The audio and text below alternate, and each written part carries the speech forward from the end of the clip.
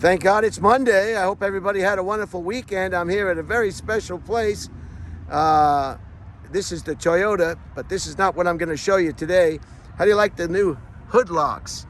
They will keep the hood from blowing up and impacting the windshield and causing quite a problem. But I'm here at Chase. I'm here with Mike, and Mike is going to show us a very, I guess, a build. Yeah, it's a build and a process. It's a 2007 Honda Civic that got totaled about a month ago, completely totaled. So I just repaired the transmission, motor, restored it, started bringing back the bodywork, the panels, fenders, front bumper. Everything was smashed in. All of it was all to the front. It was all pushed back. So Holy cow! pulled it all back, got it all back. It's core support system, and right now I just did some primer in the last couple of days. Replaced everything from CV shafts to wheels and tires. Everything was all brand new. New headlight housings, brand new wheels and tires, drill slotted rotors. I upgraded instead of staying stock. Always good upgraded. Again, tell us what this is. Again, this is a 2007 Honda Civic. It's a Mugen spec, and that's just basically like a performance spec version of the Civics. They have like the Mugen identifiers, let you know, shifter. It's kind of dirty, the car, but no problem. It's a pretty good, get around, a good daily. And they're 4 doors, so you can put your kids in the back if you want. You got room for them too. Family friendly. Let me just tighten this up. This is not the Red Band. Yeah, right. 12, the Red Band selfie stick. This is the one I got in Rome here. Oh, okay, yeah. And they're pretty good cars. this is not the Red Band selfie stick on my This 12. color is what they call a alabaster silver metallic. What is it? Alabaster silver metallic. That's the color name. And This is the spoiler? yeah, that's a spoiler. That's a Mugen spoiler. Just a basic factory spoiler. They came with like this color. I color matched the sun visors. Nice. Like I said, I went everything, replaced everything. All this was smashed in. I just did this recently, just primering it. So you had an accident. Yes, I had an accident and I hit the back of a truck because the truck hit a car. So when the truck hit the car, I hit the truck and totaled all the front. So there was another accident that impacted you. You had nothing to do with the accident. Yeah, it's kind of my fault because I was too close to the vehicle that hit the vehicle. Right. So I didn't have time to stop neither. So that was my fault too. So that's what happened. And that's a problem in parking lots. A lot of people, if you can't read the license plate inside the parking lot, you're going too fast. And you've got to watch out for parking lots. Yeah, that's true. So I was at a car show in Redondo Beach, and Look at that. That's how it looked before. Oh, I see. It was all fucked up. It was all kind of like smashed in and shit. Wow, but you took the time to take the time. It's a slow process. You had the time. Yeah, it's a slow process. This is like some other photos, kind of see how it looked where the core support was bent. Major front end. damage. Yeah, major damage. All the whole side. Big difference from there to there. You know what I mean? So headlights were gone, messed up. Everything was messed up. So yeah, I took everything and brought everything back, got everything back to running correctly, and now decided to just make it better. Is this the stock engine for this vehicle? Yeah, well, this actual motors is the R18. It's a 1.8 liter VTEC motor. Now, just explain that. Okay. For people who are not familiar with the 1.8 liter, what does that actually mean? That's the displacement of oil to the pan. Basically, your crankshaft sizing and spec. You have that points of liters. It's pretty much kind of like your old school engines, like you had like a 305 engine size. This is a good identifier to tell you what engine size you're running on these cars for Hondas, because they can go from 1.8 to 2.0 to 2.2. Even up to 2.4. And that has to do with the distribution of the oil? That's just pretty much the identifier for the liter containment of the oil. This one is a 1.8 liter. So it's a pretty good, it's a moderate, because some Hondas have 1.6 liters. They're smaller, but some even has big as 2.4s. This one is a single cam setup.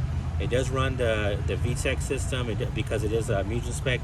It does have a dual chamber intake system.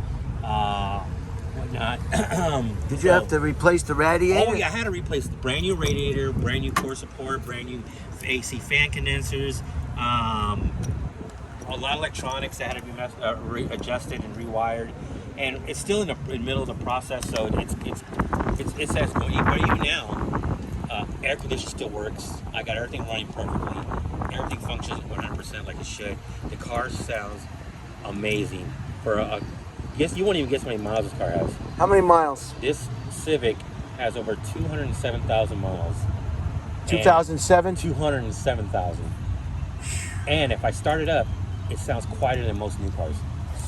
So I know this is the battery. Yes, This is the power. well, actually, this is not the right size. The batteries that come in these cars are a little 51R, it's about half this size. But I upgraded to a larger 950 cranking amp, 925 cranking amp battery, which is like 3 times the power output to run a lot of the things. The accessories, right? Yeah, and it's a lot bigger battery. If you know what you're doing, then you can set it up the way you want. Power steering reservoir? No, this is a brake. Oh, that's right. Yeah, Brake fluid. Yeah. Power steering reservoir over there. is over here. Yeah, power steering reservoir is over there. Yeah. And what's this one over here? Okay, this is what they call a true cold air system with a computer-controlled map sensor. And this is basically replaces all your intake system, and it runs all through the car, all the way around. And if you come around and look, you'll see it back behind coming out to the front of the car. Oh yeah. Yeah, so that it sucks in cold air from the outside air all the way into the throttle body, giving it more power. But you have to be careful because you don't want to suck water into the car and do that. So it basically helps in performance. The things I've done was computer tune, the intake, and a cam. And besides like iridium plugs, full synthetic oils, so that way the car runs the way it does now, which is super smooth, super great. And this car will move, you know. Oh, it looks fast. It'll get up and move. I have no problem doing 130 if I had to. But and cylinder? How many? A 1. This is a 4-cylinder. 4-cylinder. Right, 4 coil packs for each cylinder. But a fast 4-cylinder. A fast 4-cylinder. It's a 10.91 compression motor. So it's a pretty. Like I said, I went through everything, the heads, the valves, made sure everything was correct. So it's a stock engine that's been upgraded. It's just been refreshed, and then I done upgrades with the cam and the plugs and the intake and all. So yes, there's some small upgrades. I would say from factory when you buy them, you're probably going to get 140 horsepower from factory. I'm probably like 165 at best. So that's quite a jump. Yeah, from the stock. Right, from the stock setting. Right, it's not much, but it's a little improvement. And this is interesting. Thanks for doing this, Mike. Yes, Mike. Thanks for doing this because a lot of people drive around in their vehicles on a daily basis, and they really don't take the time to understand what's under the hood. Most people never pop the hood. What's going on here? Yeah. This is where you fill your oil. This is where you check your oil. Check your oil. Level. Yeah. And then you fill it. Yeah. Reservoir is over there. Right. This is where your coolant level. Coolant. The Mugen caps. You can check your coolant level. This is the cap. What do they call that? The distributor cap. This is the EGR system, exhaust gas regulator system for these cars. These cars run a coil pack, so they don't run a distributor cap and rotor. That's old. That's old school. Yeah, that's just our generation. Would I have that on here? I think I might have that on a 91. Yeah, you got distributor cap and rotor. Yes. Over there. Yes, on the Toyota, the beautiful Toyota. That's you. And don't worry, because I got one that has distributor cap and rotor too in one of my cars. Yeah, they say when you have a Toyota, you're just holding it for someone else. Is that what you're saying? You know what I mean? You'll probably expire before the vehicle. Absolutely. And, absolutely. And that's what, like, in these cars, like, this is 2023, and this car runs at the best of them, you know, and I want them to last 500,000 miles and keep going and keep going. And because the new cars, if you notice, oh yeah, they're recalling them like crazy. Yeah. Honda was just recalling 250,000 vehicles. I heard. And then, I like to buy a pre-owned vehicle because all the kinks are out of it and all the recalls, if there are any, and all the warranty is over and everything is over. You just get in it and it's like a turnkey. And you can forget it. And you'll be surprised, like even some of these older cars that you would think like a 2007, but it's so futuristic looking. It just has two gauge clusters per dash in the car. If you look inside, There's one up here and one there, so it has 1 and 2. So you can actually, and it shows different settings on them. And There's the bottom one. yeah, And that has, is that a tack? Yeah, let me show you. I'm gonna start it up real quick so you guys can. First, tell us about the brakes, because they look like they're pretty upgraded. Oh yeah, upgraded definitely. I went with a drilled and slotted rotor.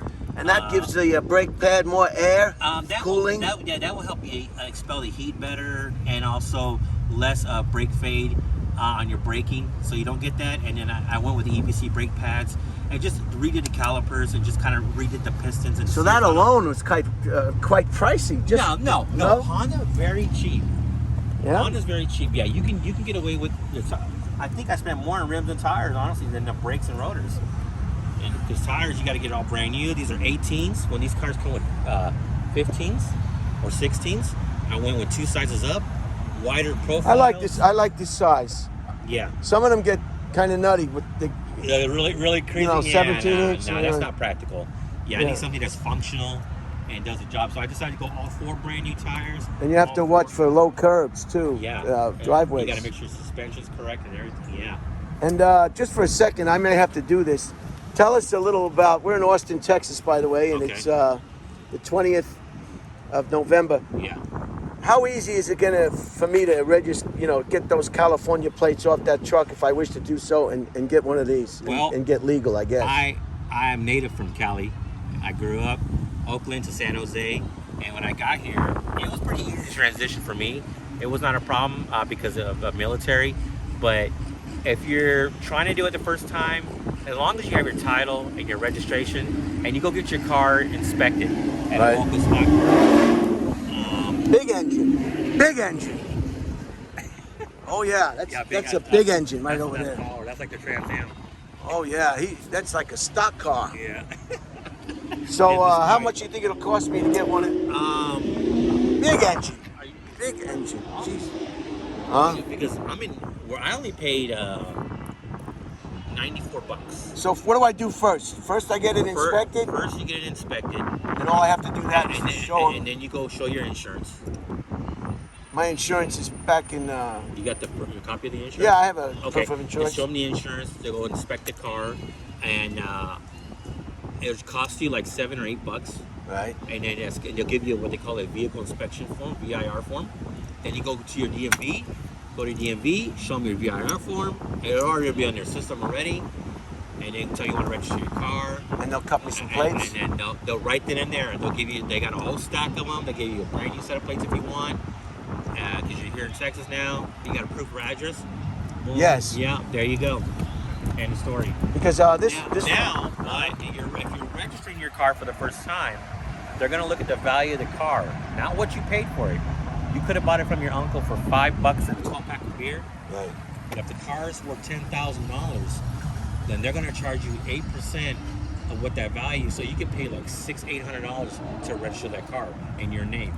Wow. But that'll be the first time and only time. After that, it's just your annual registration, which is like $80 to $96 a year. But good thing is in Texas, starting June of 2025, the registration shit is gone. I mean, the inspection shit is gone. It's just registration only. So they're stopping that June of 2025. So maybe I should just hold off. Another good thing is this. In January of 2025, law enforcement's not really going to be enforcing it for a year. So January, if you can make it to January, you'll be good to go. Now, but you're still going to pay that $7 at your registration when you go through it. And the reason, Mike, that I'm asking you this is because I think I'm going to be due a smog check. Oh yeah, because you're in the emissions county. In California, there's the Toyota, and I'm not going to drive it all the way back to California to get a smog check. Like in my county, this is Coryell County where I'm at. They don't have smog in my county. Wow. I'm out there with military, Fort Hood, so there is no smog. So I could take anything out there. You guys got smog in Austin. Austin, Texas, they really give it to you. They'll plug it up to your... They're trying to be like California. Man, it's a wannabe, man. Ain't nothing like Cali. Cali is Cali Custom for life. So let's start it up and Mike and see. Yeah, this is how it sounds. This is the rush hour traffic, I guess, going home now. It's the bank is almost going to be closed. I needed some U.S. currency. and I see Mike whenever I come to the bank, and he was nice enough to give us this tour of this 2007 Honda Civic. Yeah. Look how smooth it is, so tight. Smooth, everything. And now you can actually see the clusters in the digital on the inside. You've got your tack Yep. and your fuel gauge. You got plenty of fuel, Mike. Oh yeah. Temperature gauge. 64 miles every day. Digital readout of how fast the vehicle's traveling. Yep.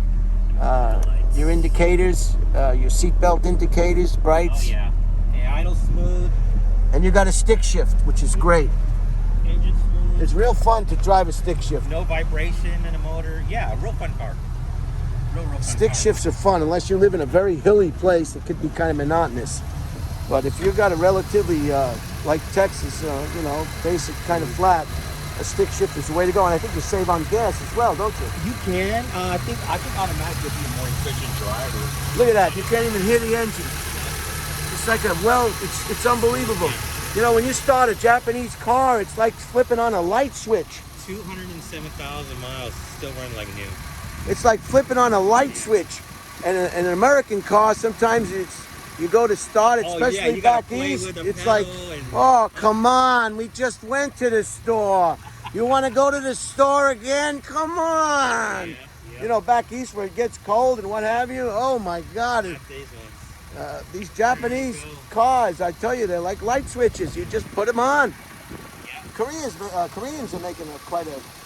Yeah. I have my brother-in-law Paul Maniscalco and my sister Teresa O'Halloran. One is in Florida, one is on Long Island. Just bought the Genesis, the Hyundai Genesis, which is their equivalent of the Lexus Yeah. The English. of the brand. Yeah. But how quiet is this? Unbelievable, Mike. Well, I want to thank you so much. What do we got? 17 minutes, not bad. Yeah. And Anytime, brother. Anytime. So stay tuned. Next couple of weeks, I'm gonna do all the paint. I'm gonna get all the paint and bodywork finished, so that way it'll be the hood, everything, so you can see a complete project. And then wonderful. I got to get the oil looked at on mine. I want to check the oil. I always run Mobile One full synthetic on mine. I always run the press stuff, the Iridium Flux, Mobile One. I don't cheap out on it. Jeez. Yeah. All right, I'm going to close it here. Thank you, Mike. Appreciate it. No problem, brother. Thank you. I hope you enjoyed this little tour of this vehicle with the, and it was convenient because the hood was off, and it was easy to get over here and take a look. You don't often see this. Most of the time, the hood, as we all know, is closed, Yeah, you never see it. and the engine is unviewable. So this is fun. This is great, and I hope you have a great rest of Monday. And I'll see you on the rebound.